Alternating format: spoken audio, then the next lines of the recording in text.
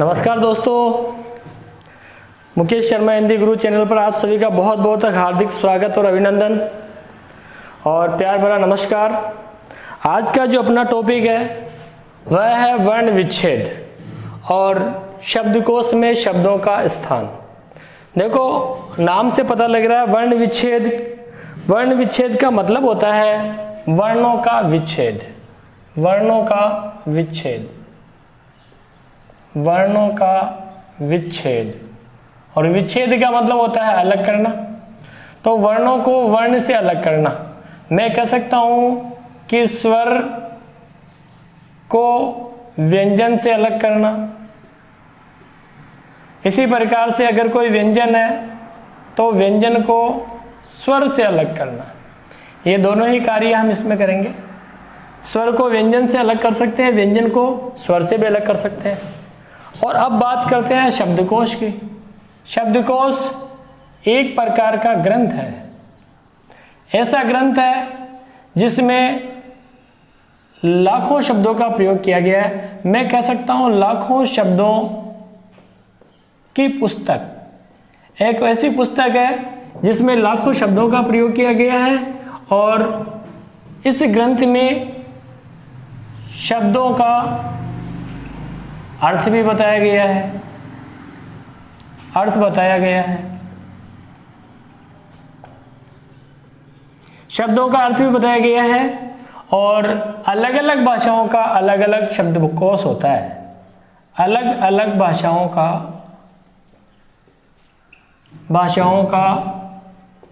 अलग अलग शब्दकोश होता है। शब्दकोश होता है। देखिए, कोई हम ब्रह्मा जी तो है नहीं कि संसार के सारे शब्दों का अर्थ में पता हो। तो हमें क्या होता है कि यदि कोई शब्द है और उसका अर्थ पता नहीं होता है तो एक पुस्तक का सहारा लेना होता है। वो पुस्तक शब्दकोश कहलाती है। शब्दकोश मतलब शब्दों का कोश, शब्दों का भंडार। मैं कह सकता हूं शब्दों का भंडार। ये ऐसी पुस्तक है जिसमें शब्दों का भंडार है, शब्दों का कोश है और कोश का मतलब होता है खजाना।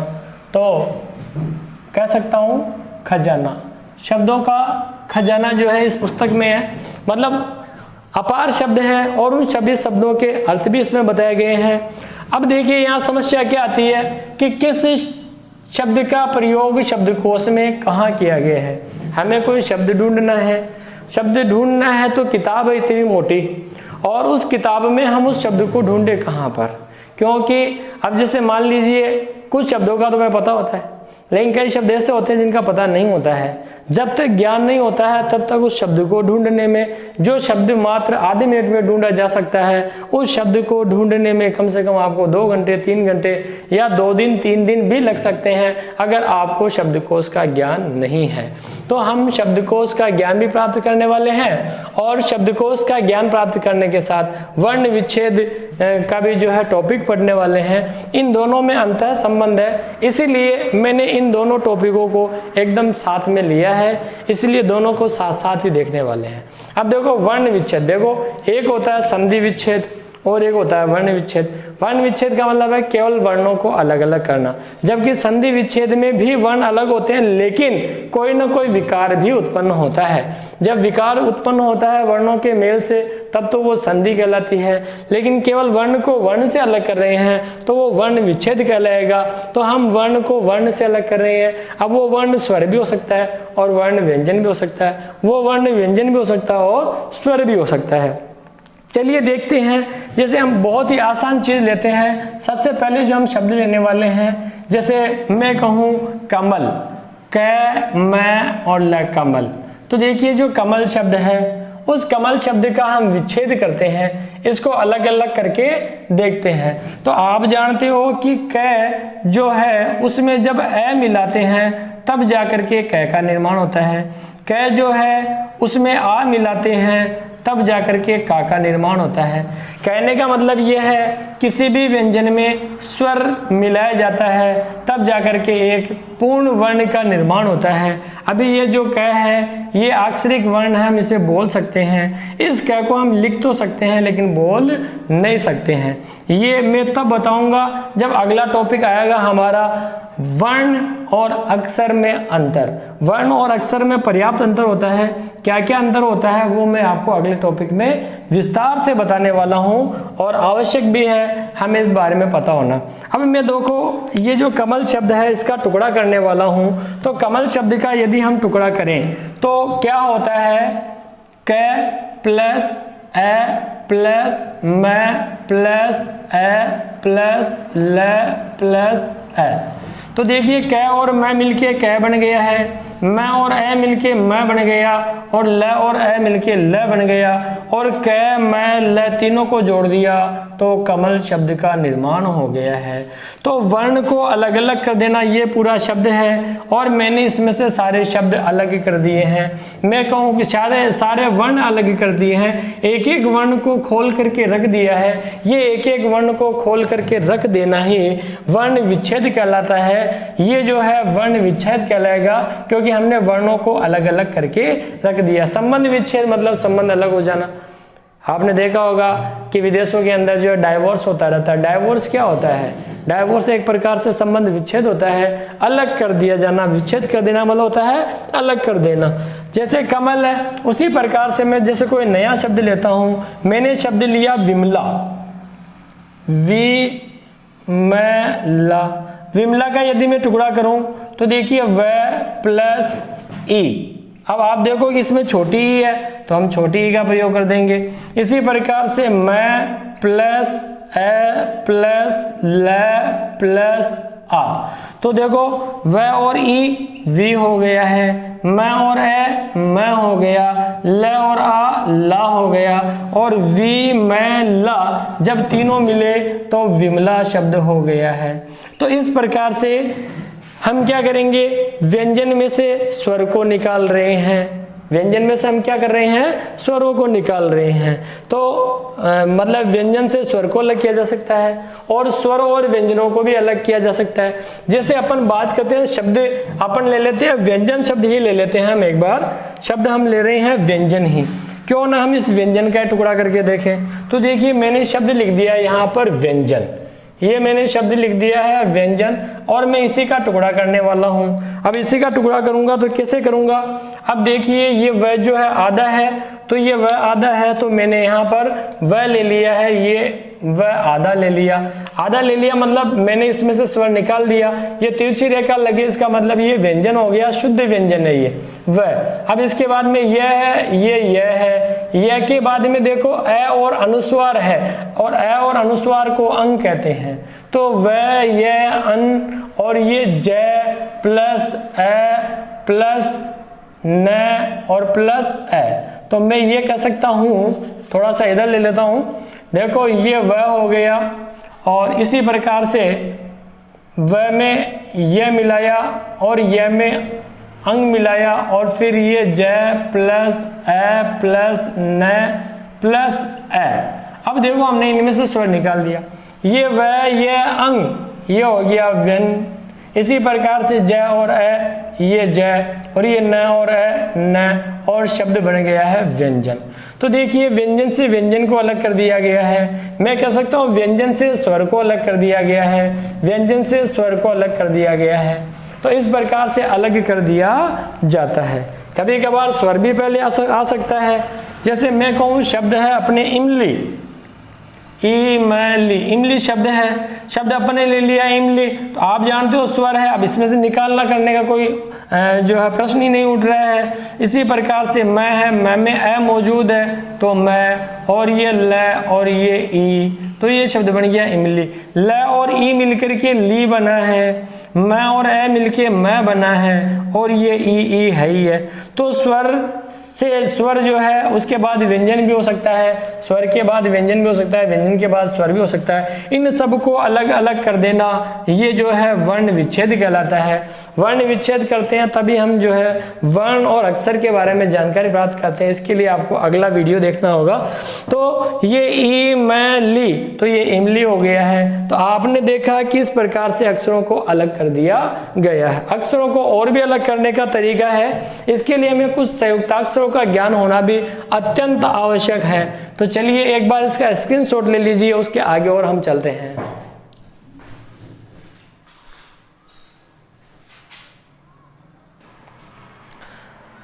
अब देखिए मैंने यहां पर कुछ संयुक्ताक्षर लिख दिए हैं। संयुक्ताक्षर मतलब ऐसे अक्षर जो मिले हुए हैं, जो संयुक्त रूप से मिले हुए हैं, ऐसे वर्ण संयुक्ताक्षर कहलाते हैं। अब ये देखिए क प्लस श तब जो है क्ष बनता है। ऐसे ही त प्लस र त्र बनता है। अब आप देखो कि ये तो होता है र और ये होता है त। आपने देखा होगा हमने लिखा जैसे कुत्ता, तो ये तय हो गया है, तो ये तय जो है यही तय है। और इसी प्रकार से ये जो है जैसे मैंने लिखा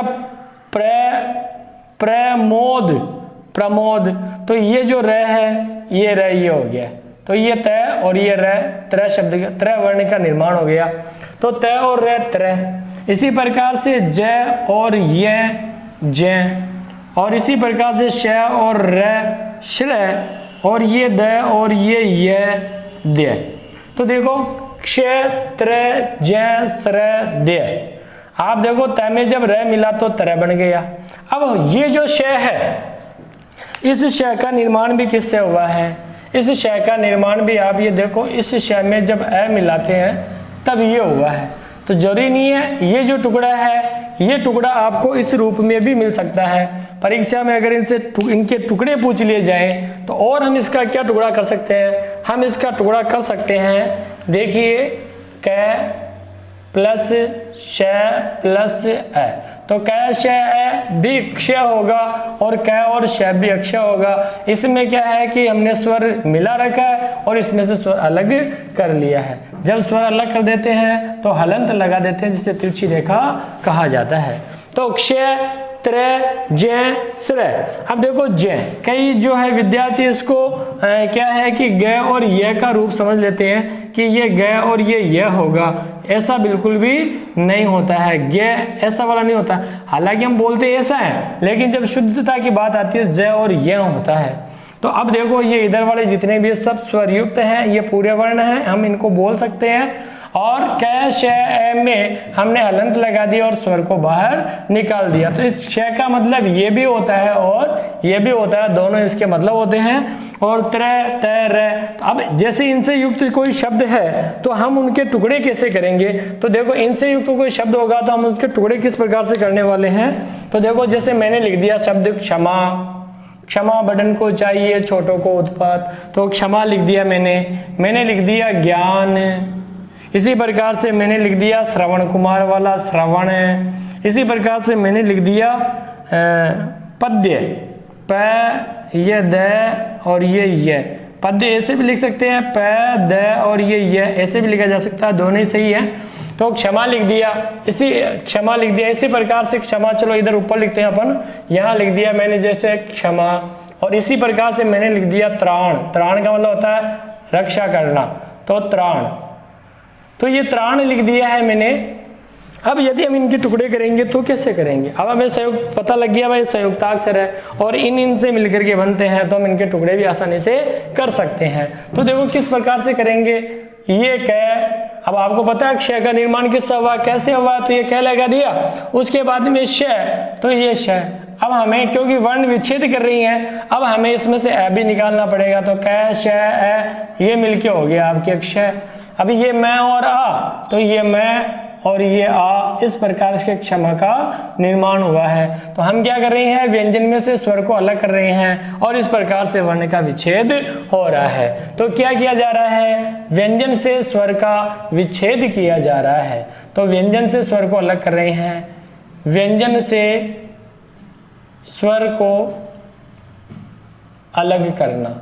तो हम व्यंजन से स्वर को अलग कर रहे हैं और स्वर को स्वर से अलग कर रहे हैं। कुल मिलाकर के वर्णों को अलग अलग करना क्या कहलाता है? वर्ण विच्छेद कहलाता है। तो वर्णों को, एक वर्ण को दूसरे वर्ण से अलग करना या वर्ण को वर्ण से अलग करना, वर्ण को वर्ण से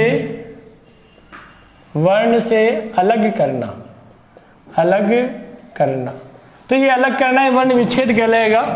तो जैसे त्राण, तो अब आप देखिए तय प्लस, अब आपको पता है त्राण, अब ये जो त्र है किससे बनता है? त्र तय और र से मिलके बनता है, तो ये तय और ये र, आपको पता है कि र पूरा है, तो अब इसमें से भी हम क्या करेंगे? स्वर निकाल लेंगे, ये तय र है, तो ये बन गया त्र।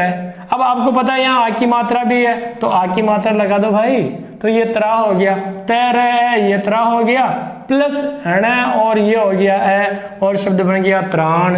तो त्रय प्लस ण त्राण हो गया है। इसी प्रकार से ज्ञान, तो ज्ञान का देखिए, ये तो हो गया आपके जय और ये हो गया आपके जय और ये मिलके जय होता है, तो जय और या, तो ये जय और या प्लस न और प्लस ए। अब आप देखिए जय ये और आ, तो ये हो गया ज्ञा और ये हो गया न, और शब्द मिलके बन गया ज्ञान। इसी प्रकार से श्रवण, जब श्रवण की बात करें तो वही श प्लस र। अब ये हमें यहाँ ध्यान रखना पड़ेगा कि श शंकर वाला ही आएगा। अगर यहाँ गुंडी है तो आप यहाँ पर भी गुंडी लगा लीजिए, मतलब गोले वाला श लेकर के आपको आना है।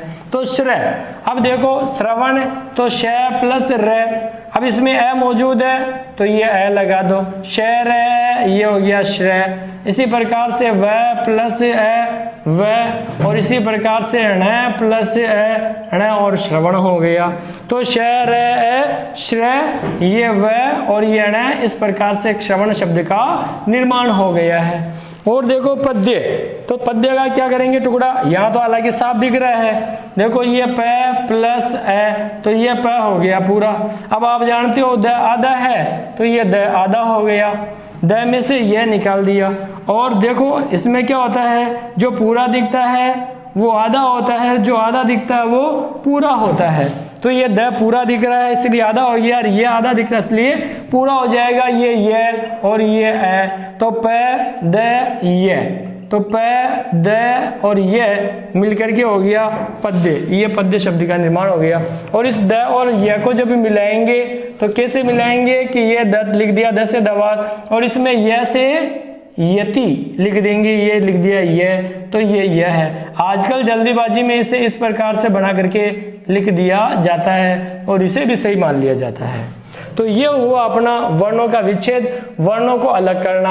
अब हम क्या देखेंगे? शब्दकोश में शब्दों का स्थान। आइए स्क्रीनशॉट ले लीजिए।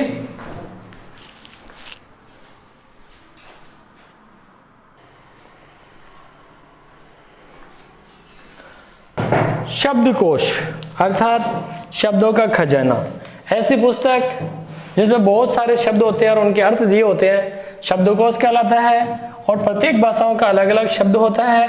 अंग्रेजी में इसे डिक्शनरी कहा जाता है। हालांकि इतना थोड़ा बहुत तो सब विद्यार्थी जानते हैं। हम सीधे अपने टॉपिक पर आगे की ओर चलते हैं। बहुत ज़्यादा नियम नहीं लिखवाऊंगा, शॉर्ट एंड स्वीट और सीधा सीधा समझाऊंगा। बहुत ही आसान है शब्दकोश। देखो हम सबसे पहले स्वरमाला लिखेंगे। स्वरमाला लिखेंगे तो आपने देखा होगा ए, आ, ई, ऊ, री स्वरी है। और स्वरमाला में हम इसको पढ़ते हैं, संधि विच्छेद में भी इसे पढ़ा जाता है। कुछ लोग जो इसको व्यंजन मानते हैं, लेकिन जब तक हम संधि विच्छेद में स्वरों में इसको पढ़ रहे हैं, जब तक शब्दकोश में इसे स्वर में दिया हुआ है, तब तक हमें इसको स्वर ही मानना है। गलती मत कर बैठना इसको व्यंजन स्वीकार करने की, क्योंकि हमारे मनीषियों ने जो किया है बहुत सोच समझ के किया होगा। कुछ इसे तत्सम मानते हैं, र को तद्भव मानते हैं, जो भी है, लेकिन फिलहाल ये स्वरमाला में उपस्थित है तो हमें स्वर ही मानना है।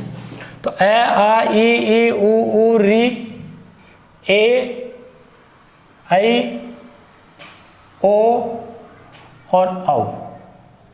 अब आप देख रहे होंगे कि मैं यहाँ लिखने वाला हूँ अंग और अ है। तो ये आप विशेष ध्यान रखेंगे। शब्दकोश में अंग और अह का प्रयोग सबसे बाद में नहीं किया जाएगा, सबसे पहले किया जाएगा। तो एक तो ये अंग, और इस अंग की जगह ऐसे भी हो सकता है ऐ, और इसी प्रकार से अ है। तो अंग और अह वाले जो शब्द हैं वो पहले आएंगे और उसके बाद में अ, आ, ई, उ, री इस प्रकार से शब्द आने वाले हैं। ये हो गया आपके नियम नंबर 1। इसी प्रकार से जब हम यहाँ अव तक के कर लेंगे उसके बाद में आपको पता है व्यंजन शुरू हो जाएंगे। तो व्यंजन शुरू हो जाएंगे तो व्यंजन में सबसे पहले आता है क वाली पंक्ति, तो वही स्थिति रहने वाली है। नियम नंबर 2 ये हो गया कंग, या फिर कहूँ कै, और फिर कहूँ क है। तो ऐसे वाले जो है वो पहले आएंगे, उसके बाद में क, का, की, ये छोटी की मात्रा होती है, बड़ी की मात्रा होती है, और इसी प्रकार से कु, और ये कु, और क्री, ये क्री वाला पहले ही मिल जाएगा। और इसी प्रकार से मैं कहूँ के, कई, को और कौ। तो अगर कै वाली पंक्ति चल रही है तो कै वाली पंक्ति इस प्रकार से। अब देखो इनके बाद में जब कौ आ गया उसके बाद में कंग और कह नहीं आएंगे। कौ जब पूरा हो जाएगा, इतनी पंक्ति पूरी हो जाएगी, इसके बाद में कै से युक्त संयुक्त वर्ण, जो कैसे संबंधित संयुक्त वर्ण है वो आएंगे। अब कैसे संबंधित संयुक्त वर्ण कौन से होंगे, किस प्रकार से हो जाएंगे, जैसे मैं कह सकता हूं कि आधा कै में पूरा कै, आधा कै में ख, आधा कै में ग, आधा कै में घ। तो इस प्रकार से क्या है संयुक्त वर्ण भी आते जाएंगे। तो ऐसे वाले शब्द जो है वो आते जाएंगे, वो भी स्वरों के अनुसार रहेंगे। तो आपको तो केवल ये पंक्तियां ध्यान में रखनी है कि अंग वाला अह वाला, ठीक है। अब नियम नंबर 3, नियम नंबर 3 हम पढ़ेंगे थोड़ी सी वर्णमाला। वर्णमाला क्या है, देखो इधर देखते हैं नियम नंबर 3। नियम नंबर 3 जो है वो देखते हैं हम क, ख, ग, घ और अंग, क, ख, ग, घ, अंग। इसी प्रकार से च, छ, ज, झ और य।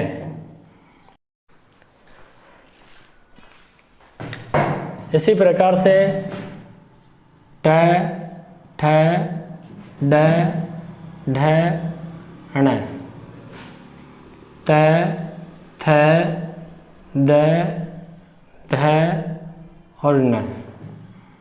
प, फ, ब, भ, म, य, र, ल, व, श, श, स और है।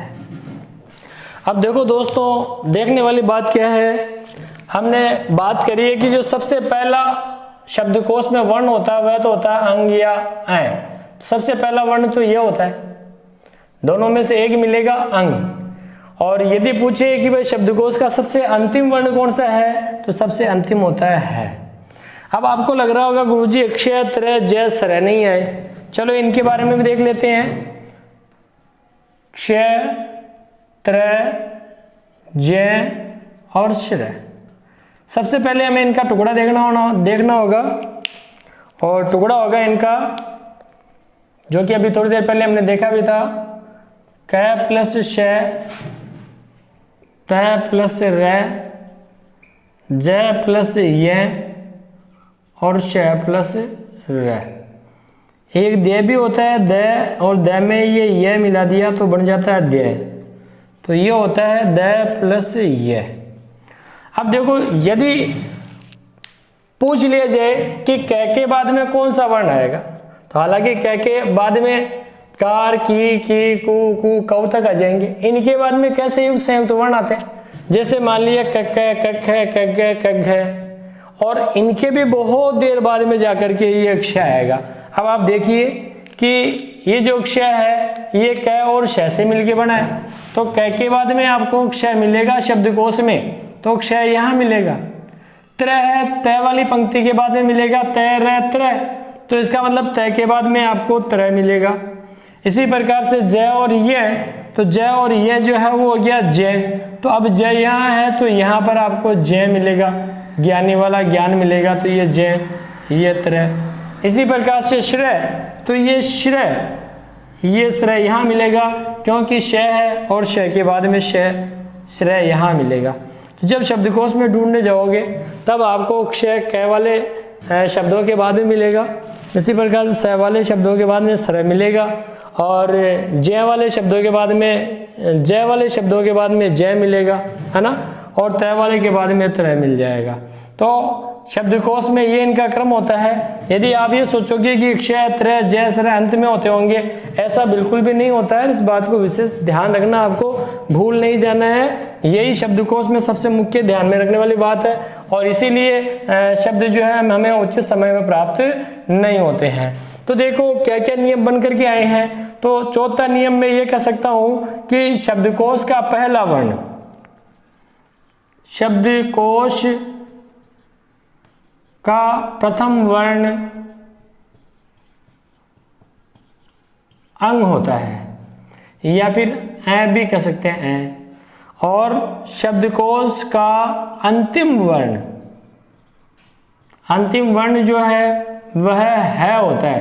तो कहने का मतलब ये है कि शब्दकोश का पहला वर्ण अंग या है, और शब्दकोश का जो अंतिम वर्ण है वह है होता है। ये देखिए है। अब है के बाद में हा ही हु इनसे बनने वाले भी हो सकते हैं, लेकिन जब बात क ख ग आदि की करें तब अंतिम वर्ण यही होता है।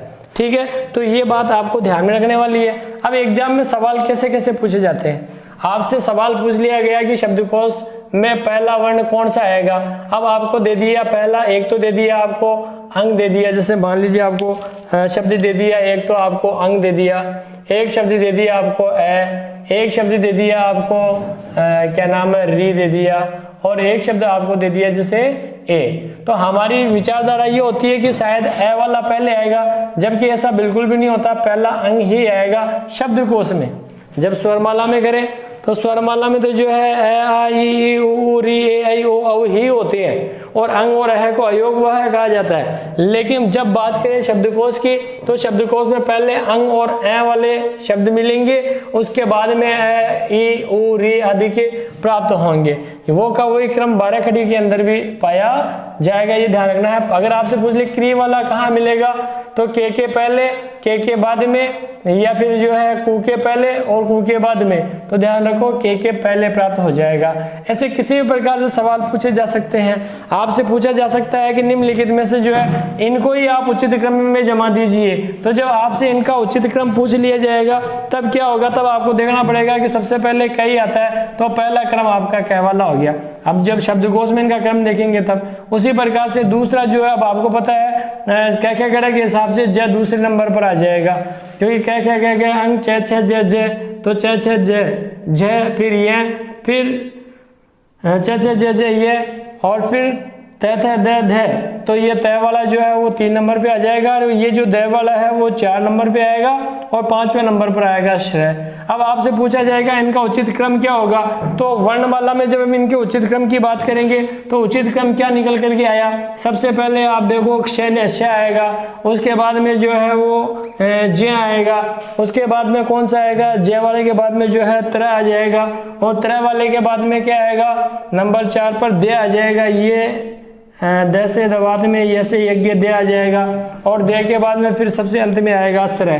तो शब्दकोश में इनका ये क्रम मिलेगा, और इस क्रम को क्योंकि बढ़ता क्रम है तो ये उचित क्रम भी हम इसे कह सकते हैं उचित या सही क्रम, हम इसे उचित या सही क्रम कहेंगे। और मैं ये भी कह सकता हूँ कि उचित या सही नहीं, इसे आरोह क्रम भी कह सकते हैं। आरोह क्रम, आरोह का मतलब होता है बढ़ता क्रम, तो ये बढ़ता क्रम कहलाएगा, इसे आरोह क्रम भी कहा जा सकता है। और हम इनको विभिन्न उदाहरणों से देखते हैं, तब तक आप एक बार इनका स्क्रीनशॉट ले लीजिए। लेकिन ध्यान रखिए प्रथम वर्ण शब्दकोश का अंग है, अंतिम वर्ण जो है वो है और जो है संयुक्त वर्ण जो है के कई को कऊ के बाद में संयुक्त वर्ण शुरू हो जाते हैं किसी भी 12 कड़ी के, और क के बाद में जो है सीधा ख नहीं आएगा, पहले क्ष वाले आएंगे और ख के बाद ग के बाद में घ आएगा, ऐसे ही च छ ज के बाद में ज आएगा, त के बाद में त्र और श के बाद में स्र और ह आएंगे। और भी जितने भी संयुक्त वर्ण है वो संयुक्त वर्ण अपने अपने वर्ग के सबसे अंत में आएंगे, ये ध्यान में रखने वाली बात है। अब आप स्क्रीनशॉट ले लीजिए।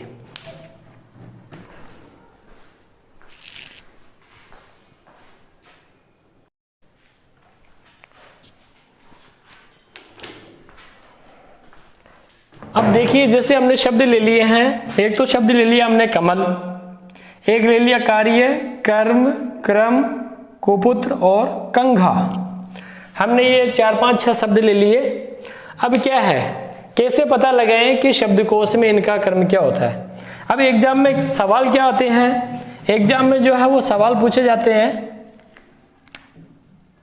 क्वेश्चन नंबर 1, पहला सवाल कि ये जो भी बात चल रही है वो सब शब्दकोश में चल रही है, ध्यान रहे, शब्दकोश, शब्दकोश में, तो शब्दकोश की बात चल रही है। शब्दकोश में निम्नलिखित में से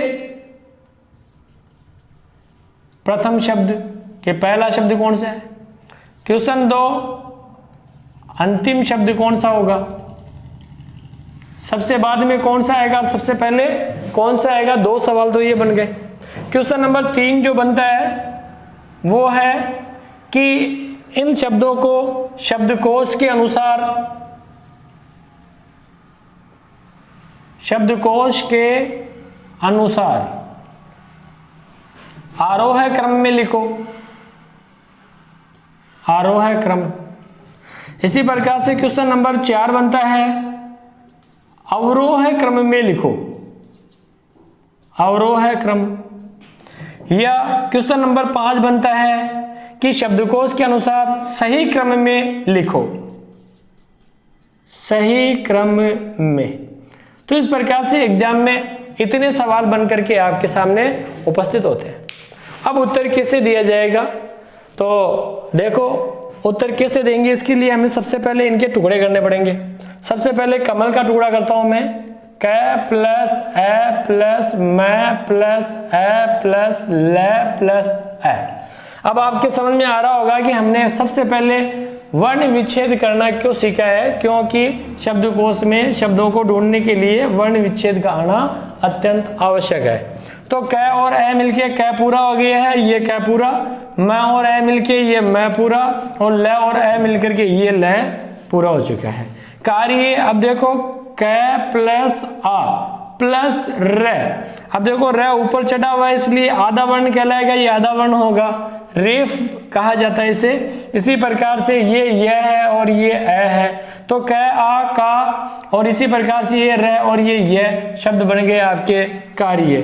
तो कमल, इसी प्रकार से कार्य, कर्म, तो क प्लस ए प्लस र, क और है क और ये र ऊपर चढ़ा हुआ है, मैं में ए सम्मिलित है, तो ये मैं प्लस ए। हमने यहाँ पर ए नहीं लगाया, क्यों नहीं लगाया, क्योंकि र ऊपर चढ़ा हुआ, र ऊपर चढ़ा होता है वो रेफ र गलत है, रेफ कहा जाता है इसको, रेफ। इसी प्रकार से मतलब स्वर रहित र, ये जो रेफ है स्वर रहित र है, इनमें इनके साथ में स्वर कहीं पर भी नहीं है। अब देखो क्रम, तो ये देखो क प्लस र प्लस ए, इस र के साथ में स्वर है। ये र जो आधा दिखता है वो पूरा होता है और जो पूरा दिखता है वो आधा होता है। इस क के साथ में देखो स्वर नहीं है, ये इसका मतलब आधा है। तो क र ए प्लस मैं प्लस ए और ये बन गया कर्म। तो क और इसी प्रकार से र, क और र मिलकर के ये क्रय बना है, और ये म और म हो ही गया। कुपुत्र, तो देखो क प्लस छोटा ऊ है तो छोटा ऊ प्लस प प्लस फिर छोटा ऊ प्लस त प्लस र प्लस ए, संयुक्त वर्ण है त र त्र, तो ये कुपुत्र हो गया है। तो ये क और ऊ हो गया आपके, क आधा है क और ऊ कु और प और ऊ पू हो गया है। इसी प्रकार से कंगा, तो ये क प्लस ये अंग प्लस ये घ प्लस ये आ, कंघा। अब देखो फर्स्ट गेट में पिछली बार इसी टाइप का कोई सवाल भी आया था और वहां पर विद्यार्थियों के सवाल गलत हो गया। क्यों? क्योंकि वहां टुकड़ा जब हुआ तब जैसे इस ए और ये जो घ है इनके बीच में इसके स्थान पर ये अंग लिख दिया गया था और फलस्वरूप इस सवाल को विद्यार्थी गलत करके आ गए थे। उचित टुकड़ा क्या होगा? आजकल जो है पंचम वर्णों के स्थान पर अनुस्वार का प्रयोग किया जाता है, इसलिए ये ज्यादा सही होता है। और एग्जाम में अभी पिछली जो फर्स्ट गेट गई है उसी में ही ऐसा सवाल पूछा हुआ है, तो ध्यान रखिए अंग वाला ही एकदम सही माना जाएगा। तो ये टुकड़ा करेंगे तब हम इस ए में से पंचम वर्ण को अलग नहीं निकाल करके उस और सीधे करेंगे। क्यों? क्योंकि आप देखो कि इस अंग में ए के साथ में पंचम वर्ण मिला हुआ, यहाँ अलग नहीं किया गया है, तो इसीलिए यहाँ पर भी अलग नहीं करना है, नहीं तो सवाल गलत हो सकता है। और पिछली बार विद्यार्थियों के साथ में ये धोखा हो चुका है, आपके साथ में ऐसा बिल्कुल भी ना हो, इसलिए मैं आपको अभी सचेत कर रहा हूं। तो क अंग घ आ ये कंघा शब्द हो गया है। तो हमने क्या देखा?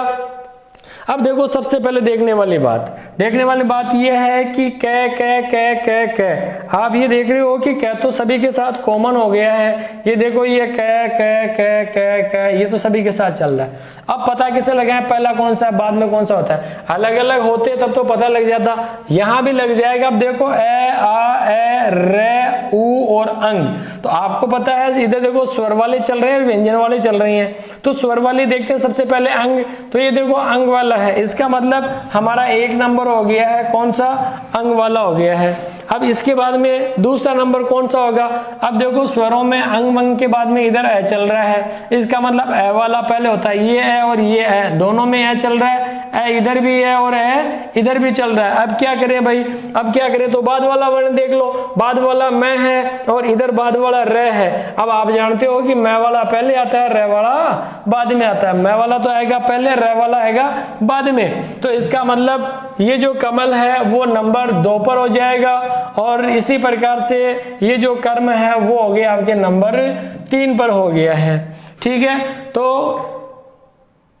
ये क्या है? ए आ वाली बात चल रही थी। अब देखो क्योंकि अंग वाला हो गया है, ए वाला हो गया, बच गया क्या? आ वाला और ऊ वाला और रे वाला। तो आ वाला जो है वो उनके बाद में होगा, तो 3 के बाद में नंबर 4 हो गया आ वाला, और इसी प्रकार से ऊ वाला हो जाएगा आपके नंबर 5, क्योंकि आ के बाद में ऊ ही आएगा और इसके बाद में जो है रे, और उसके बाद में संयुक्त जो वर्ण होते हैं वो तो बाद में होते ही हैं। तो इसीलिए रे वाला सबसे अंतिम हो गया है नंबर 6।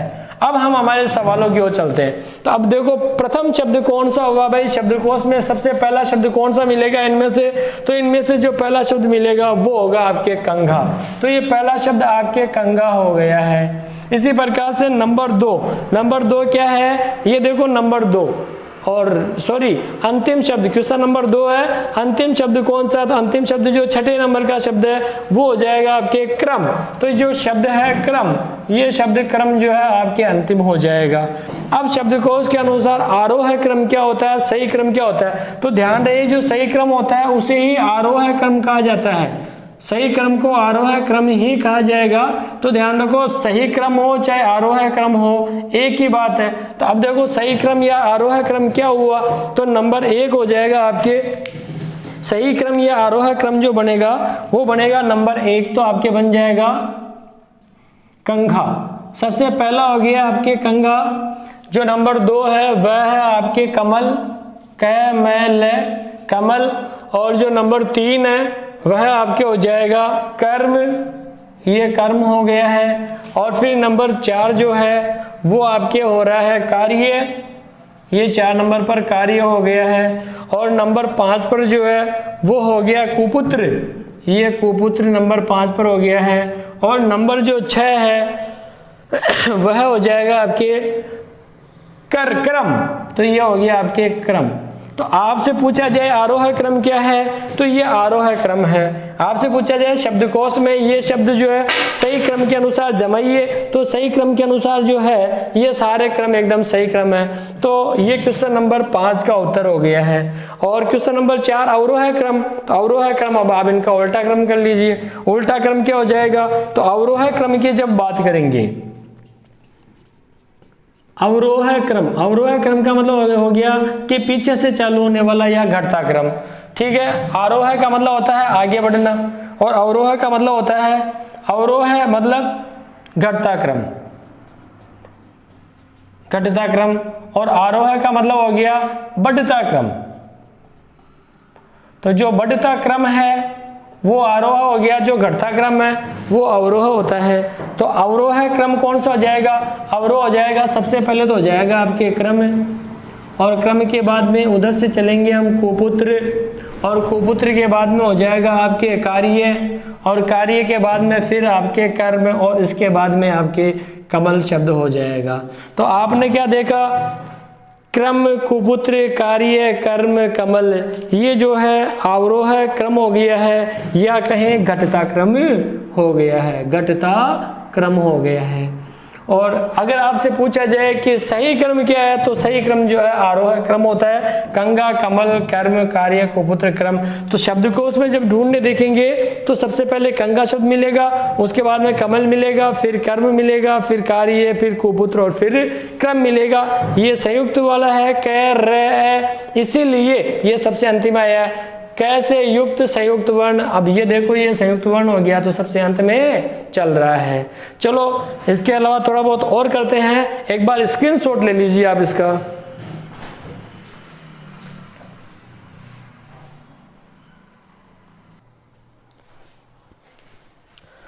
अब देखिए, यदि आपके परीक्षा में सवाल आ जाए भाई कि श्रम, श्रावण, प्रद्युम्न, क्षमा, ज्ञानी और त्रेता, इनको जो है शब्दकोश में सही रूप में किस प्रकार से लिखेंगे, या किस प्रकार से जो है ये एकदम उचित क्रम में मिलेंगे।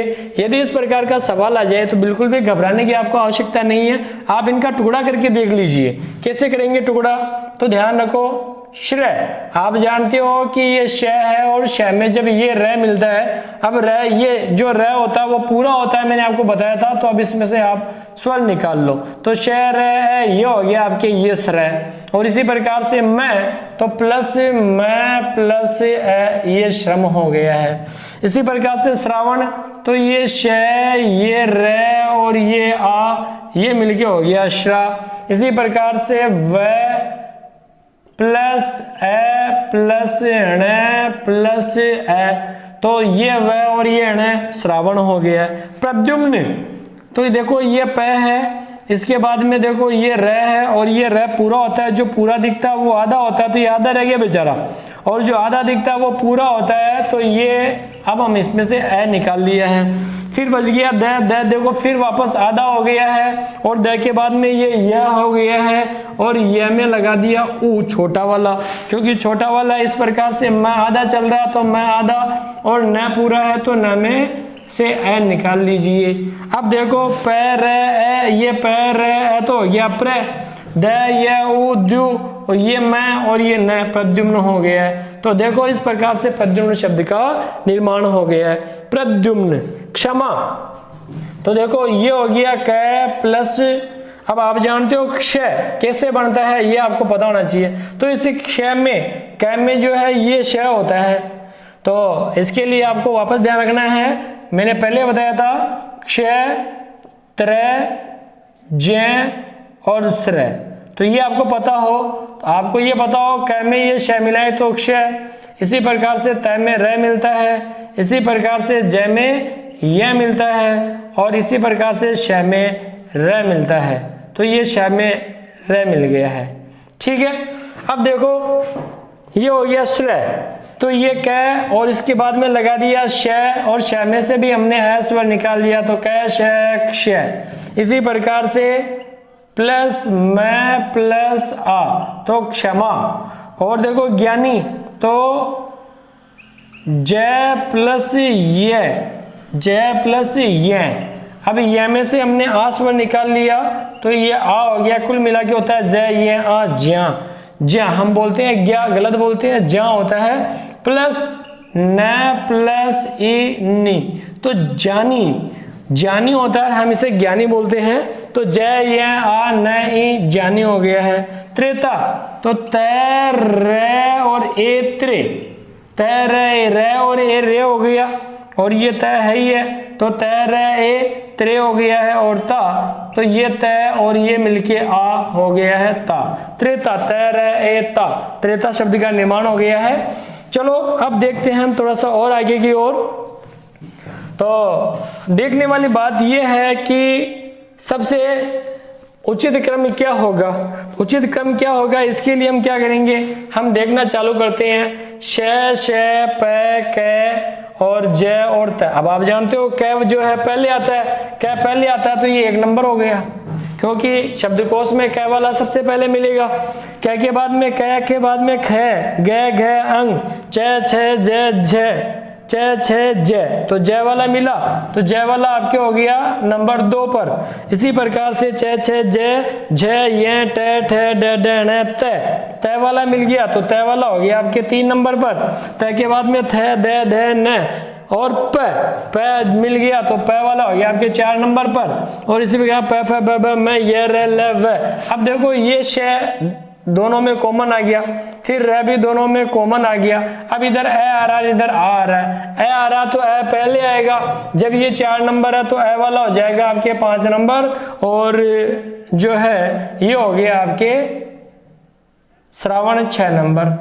अब देखो एग्जाम में अब चाहे सवाल कैसे भी आ जाए हम कर सकते हैं। अब वो अगर पूछे कि सही क्रम या कहें उचित क्रम, तो सही क्रम या उचित क्रम क्या होगा इनका, तो सही क्रम या उचित क्रम जो है वो आपके हो जाएगा सही क्रम या उचित क्रम।